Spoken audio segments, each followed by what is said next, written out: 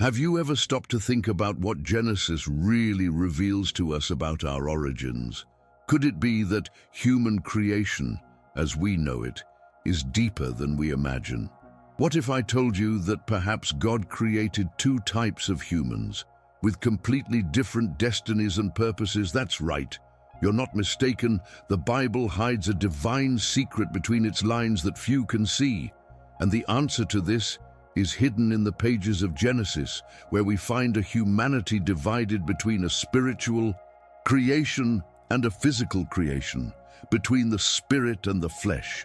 Now, if you think you've got everything you need to know about Adam and Eve, I invite you to discover the truth that Genesis reveals. In this video, we'll explore together the mystery behind the creation of man and how it reflects on the inner struggle we face every day.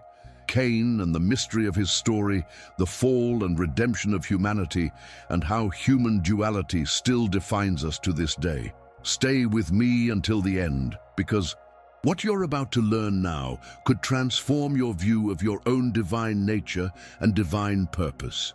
Oh, and if you haven't subscribed yet, take the opportunity to do so now. Many of those who watch our videos are not subscribed, and you don't want to miss out on the powerful content we're preparing for you, right? Subscribe now, turn on notifications, and let's go on this journey of discovery together. What do you think about embarking on this journey and understanding once and for all the secret behind the creation of Genesis? Let's get started. When we open the book of Genesis, we often see just a simple creation story. But if we look more closely, we realize that the book holds a profound divine secret that has been hidden in plain sight. What appears to be a simple account of how the world and humanity were created is actually a revelation about our true identity, the destiny that awaits us, and, most importantly, the human duality that still defines us. What Genesis does reveal to us is that human creation is not just physical, as many people think. There is a spiritual creation as well. Human beings are formed both from the dust of the earth and from the divine light that God breathed into Adam. When we read the creation account, many people focus on the material, the molded clay.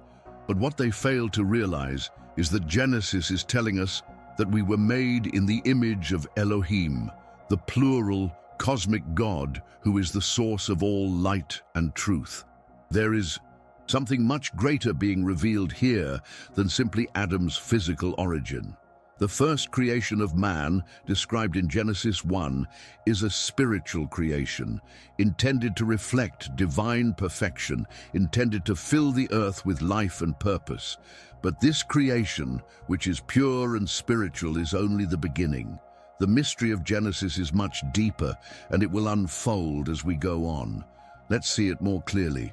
When we look at the first creation described in Genesis 1, we are immediately confronted with something profound.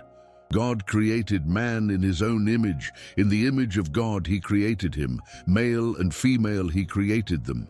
Genesis 1:27. This is not just an account of a human being formed from clay, but rather of a spiritual creation. A humanity made in the image of Elohim, the divine, infinitely vast and transcendent God. Humanity here is not being formed from dust, but is being declared, a being existing out of the very word and intention of God. Man and woman created in the image of God, are spiritual representations of the light, order and majesty that emanate from Elohim. This is the divine secret that many fail to realize. This initial creation is not physical, but spiritual, representing the essence of our divine nature. There is no clay mold here nor tools. Man and woman were simply spoken into existence by God through his powerful word. This means that before we were molded from the dust of the earth, we already existed in spirit, reflecting the purity and perfection of the Creator himself. The mission given to these first human beings was universal, cosmic, and not limited to a garden or a specific area. They were commissioned to fill the earth and subdue it. Genesis 1:28, a mission of expansion, growth, and spiritual dominion that transcended any earthly limits. This leads us to ask, if this creation was so grand and spiritual, what happened next? What was the purpose of this creation, and how does it connect to the humanity that would come next? Let us delve even deeper into this reflection. Now, as we turn the page to Genesis 2, something changes dramatically. The tone of creation shifts, and we begin to see a different reality. Here, we are no longer dealing with a spiritual creation, but with a physical creation, a human being literally formed from the ground. God, in his intimacy and love, fashions Adam from the dust of the ground and breathes into his nostrils the breath of life. Genesis 2:7. This act of fashioning and breathing is not just a matter of creating a body, but of establishing a direct connection between man and the Creator. Unlike the creation of the spiritual man in Genesis 1, here we see God reaching out, bending down to form Adam, establishing a personal and intimate relationship with him, and it doesn't stop there. In the Garden of Eden, Adam is placed not to rule the world, but to tend the garden, to maintain it. This is not an expansive command, but something more intimate and focused. The second creation is about establishing a humanity that, although originated from the divine nature, needs to go through a process of maturation and perfection. The creation of man, now made of clay and infused with the breath of God, is a clear demonstration of human duality. We are made of both earth and heaven. We have both a spiritual and a physical nature. Adam then represents the point of collision between these two worlds, the divine light that illuminates his spirit and the earthly dust that limits his existence. It is here that the inner struggle that we all face begins, between our divine calling and our human frailty. And this struggle will be fundamental to what comes next. After the creation of Adam and Eve, a crucial choice was placed before them: to obey or to give in to temptation. In Eden, God placed them in a perfect environment where everything was good, and yet humanity fell. The divine secret of human freedom was given to them, the freedom to choose good or evil.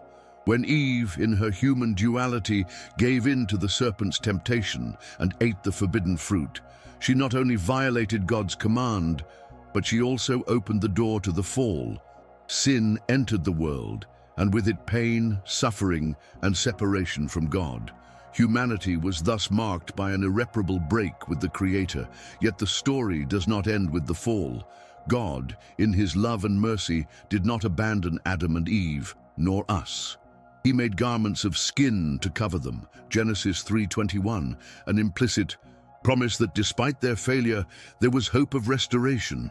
Redemption was not something that would come immediately, but the promise of a Savior who would restore what had been lost began there, in Eden. Humanity, fallen but not forsaken, would begin a journey back to God's purpose, a journey marked by the inner struggle between good and evil, between the divine nature and the fallen nature. Sin did not nullify God's divine purpose for humanity, but it launched a new narrative of salvation, of returning to the light, of rediscovering the way back to the garden. Humanity's struggle would no longer be just physical, but also spiritual, with each of us seeking our reconciliation with God. Human duality is one of the most profound issues revealed early in the Bible, and it is a theme that runs through all of human history. We are beings created from both earth and heaven, with one foot in the divine nature and the other in the flesh. This inner struggle that we all experience is a reflection of the constant battle between our spiritual creation and our physical existence. In Genesis, we see that while we were made in the image of God, we were also formed from the dust of the earth, marking the human duality that defines our lives and our spiritual journey. This condition makes us simultaneously elevated and vulnerable, spiritual and carnal, called to perfection and yet ready to fall. The struggle between the spirit and the flesh, between the divine and the worldly, is what shapes our journey here on earth. Everyone faces this conflict, the call to live in harmony with God and the temptation to indulge in earthly desires. It is here that the divine secret of our existence is revealed. We were created for a purpose, but the choice to live according to that purpose is ours. The man of Genesis 1 was created in the image of Elohim, perfect and without flaw. However, when this perfection meets the dust of the earth, human imperfections and limitations begin to emerge. Human duality is the key to understanding our spiritual struggle, and by recognizing it, we can choose to live with greater purpose and direction, constantly seeking redemption and the restoration of the divine image within us. This struggle between the spirit and the flesh is the field where our faith is tested and where we can grow closer to God. The story of Cain and Abel is one of the most enigmatic episodes in the Bible and reveals a profound mystery about human nature. When Cain, the son of Adam and Eve, killed his brother Abel, a new chapter in the fall and redemption of humanity began. What is even more intriguing, however, is Cain's reaction after committing the crime. He is afraid of being killed by others, even though, until then, there were only 4 people on earth: Adam, Eve, himself, and his brother Abel. Where did these other people come from? Who were these people that Cain feared? This is the first glimpse of the divine secret that many scholars have overlooked over the centuries. This mystery of Cain raises a number of questions. If humanity began with Adam and Eve, who else in the world could Cain fear? Some scholars suggest that Cain himself encountered another lineage of humans, a second type of humanity, created not from clay but from a spiritual form, as in the creation of Genesis 1. This theory aligns with the idea that there are 2 types of humans, a spiritual lineage and a physical lineage, both created by God, but with different destinies. Cain's reaction to being cast out of his home in Eden and the mark that God places on him to protect him are symbolic of this separation between 2 types of humanity, one marked by the fall and the other still mysterious. This event shows how Cain's inner struggle is not only a moral battle, but also a spiritual struggle between the 2 natures of humanity, the one that desires to obey God and the one that yields to sin. Throughout the narrative of humanity's creation and fall, God's role is both transcendent and immensely personal. In Genesis 1, God presents himself as Elohim, the cosmic creator who commands the universe with his powerful word. He speaks, and the stars appear, and creation takes shape. But in Genesis 2, the scene changes. Now God is called Yahweh Elohim, the Lord God, who draws intimately close to humanity. He no longer merely speaks, but reaches down to fashion Adam and then breathes his own life into him. This act of reaching down and breathing is not just about creating life, but about creating a relationship, a deep and personal bond with humanity. From this moment on, God is no longer just a distant creator. He is a loving Father involved in the journey of every human being. This mystery of God, being both transcendent and immanent, is central to understanding human duality. God created man and woman in his image, but with a nature that allows for both spiritual elevation and earthly fall. The Lord gave us a divine purpose: to be fruitful, multiply, fill the earth, and subdue it. Genesis 1:28. This calling was not only to rule the physical world, but to reflect his divine light, bringing his creation to fulfillment. However, the freedom granted to man to make his own choices also brought the risk of falling. Yet God never abandoned humanity. Instead, he was always present, ready to restore what was broken, showing that redemption is possible. God's role is not only to create, but also to guide, restore, and reconcile, constantly calling us back to his divine purpose. Human identity is one of the most profound questions that Genesis invites us to ponder. Who are we really? What is our origin and destiny? From the earliest accounts in Genesis, humanity is described as a spiritual and physical creation, with two types of humans coexisting within each of us, the spirit and the flesh. We are made in the image of God, but at the same time, we carry within us the dust of the earth. Human duality is reflected in our daily journey, the search for meaning and purpose, the conflict between our divine calling and our human weaknesses. Oftentimes, in times of difficulty, we ask ourselves, "Who am I?" or feel lost, directionless, questioning our place in the world.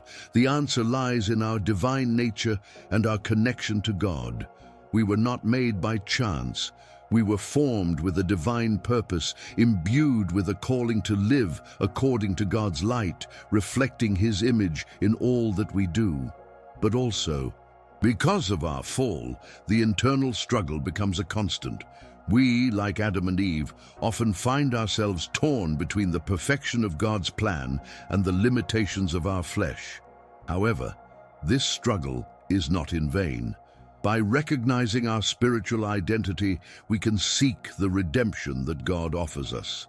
He does not see us as flawed and broken, but as works in progress, always inviting us to return to His image so that we can fulfill His divine purpose for our lives. Each human being carries within himself a unique and transformative mission, a divine calling that is revealed throughout life. The book of Genesis not only tells us about how we were created, but also gives us clues about the divine purpose for our existence. When God created man and woman in His image, He did not put them into the world just to exist, but to fulfill a greater purpose, to fill the earth and subdue it. Genesis 1:28. This calling, however, is not something generic or distant. It is personal. Each of us, from the moment of our creation, carries a specific purpose given by God, something that we can only fulfill in our lives, here and now. The challenge we face, however, is to understand this purpose and live it fully.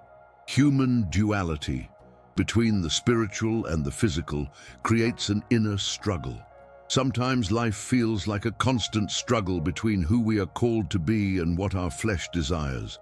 But if we look at the story of Adam and Eve, we see that this calling never goes away. Even after the fall, God never gives up on us. Even when we fall, He calls us again, redeeming and renewing us to fulfill His purpose for our lives. The divine calling is always available to us, ready to be heard and followed, even if our spiritual journey is marked by difficulties and failures. It is in this context that our true identity is revealed. We are children of God, called to reflect His image in the world, to bring light where there is darkness, and to fulfill the mission He has for each of us. Finding and living this purpose is the true key to inner peace. The story of Adam and Eve is not just a creation tale, but a profound reflection of our own spiritual journey.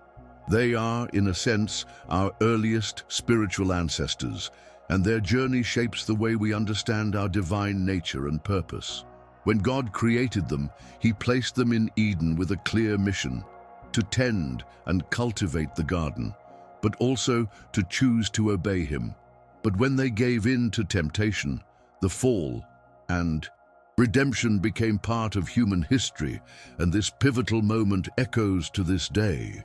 The impact of this seemingly simple decision resonates with each of us because, like Adam and Eve, we are all faced with the choice between following the path of divine light or giving in to the desires of the flesh. In our daily lives, we face the same questions and dilemmas that Adam and Eve faced. We are called to fulfill a divine purpose, but we are often tempted to follow easier, more pleasant, or more appealing paths that lead us away from our true essence. The mystery of Cain, for example, is also reflected in our own struggle. Cain, by killing Abel, separated himself from his spiritual lineage and found himself lost. But it also shows us that even in the midst of our failure, God still offers grace and redemption. Adam and Eve were not only created, but shaped by a divine calling. And the impact of their story is a reminder that no matter our failures, we can always return to God. Their legacy is not just a lesson in the mistakes we make, but in the power of redemption, how even in our failures, God calls us back to fulfill His purpose for us. Have you ever stopped to think about which part of you is really dominating, your divine nature or your carnal nature? How does this impact your choices and your life purpose? I want to hear from you. Leave a comment sharing your thoughts on what Genesis reveals about our identity. If you haven't subscribed yet, do so now and turn on notifications so you don't miss out on upcoming videos full of life-changing revelations. We have so much more to explore together. Click on the recommended video that will appear on the screen and continue your journey of spiritual learning. I'm Valentino, and I'll see you in the next video. See you then.